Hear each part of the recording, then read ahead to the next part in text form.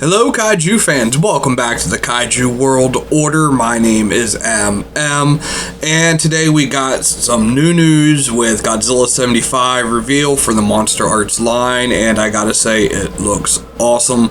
Godzilla 75 is actually one of my favorite Showa Godzilla designs, alongside the 1968 to 1972 Godzilla, which we already got a figure of, so now they got both of them, and I am very excited.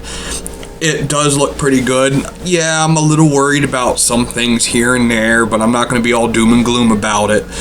It's a Monster Arts, so generally speaking, Monster Arts usually do very, very well with their Showa and classic releases. So, yeah, I'm excited. This is going to be an instant pre-order for me. Definitely getting it off of Big Bad once it's up. And then it's not even going to be a web shop exclusive, so if you don't use like one of the retailers like that, getting this figure is not going to be a big challenge for most people. It's not a super limited web shop exclusive or some convention bullshit or anything like that. It's just a wide release Godzilla figure, and of a Godzilla that we've been wanting for a long ass time. It seems like just yesterday, whenever we get a new release, it would always be, where's the Showa Kaiju? Well, finally, after what, 13, 14 years of Monster Arts, we're finally starting to get a good amount of Showa figures.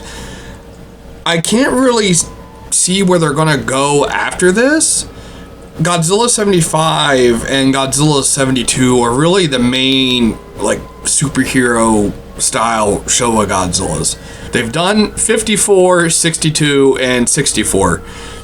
So that really only leaves Godzilla 65 and like Godzilla 67 and Godzilla 55 for the main like Showa Godzilla designs there are.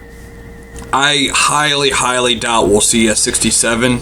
Maybe I'm wrong. It would make sense to pair it with Minya, and Son of Godzilla's 60th is next year. So maybe we could see that, but honestly, I would expect Godzilla 55 and Anguirus 55 before that.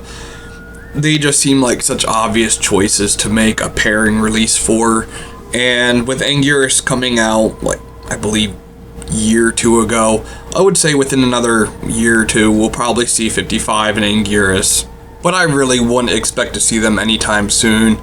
And then besides just the Monster Arts, we did see a Giga Biollante and a action figure Shin Godzilla, and yeah, the Shin Godzilla is just a cheap action figure. I don't collect these whatsoever, so that's all I really got to say about that. And then Biollante looks okay. This new Biollante will be a larger scale, much like the Giga Destroyer that they did earlier in the year. I'm not entirely sure how much articulation is going to be on this. It looks like it'll just be basic, like tentacles and maybe the head. It's Biollante. It's going to be pretty much a giant paperweight. I don't really know why they're even doing this.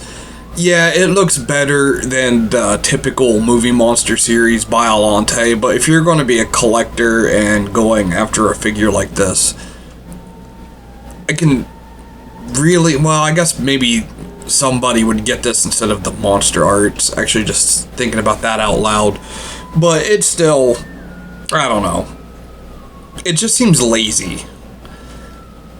And I don't mean that just because it's Biollante and, well, big figure Biollante. But why can't we get a Biollante figure that has more than 4 tentacles? I mean, even Trendmasters back in the 90s was able to do 6 tentacles with theirs. And they're always just, typical mouth ones. Biollante did have spear tentacles. Remember, she does impale Godzilla's hand. So why can't we get a tentacle like that on just one single Biollante figure, be it Monster Arts or Bandai or whatever?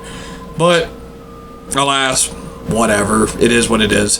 Giga Biollante, action figure Shin Godzilla and Monster Arts 72 Godzilla. 72 Godzilla is definitely where everything's at. And until next time, Kaiju fans, peace out and mean you. Says you should like and subscribe.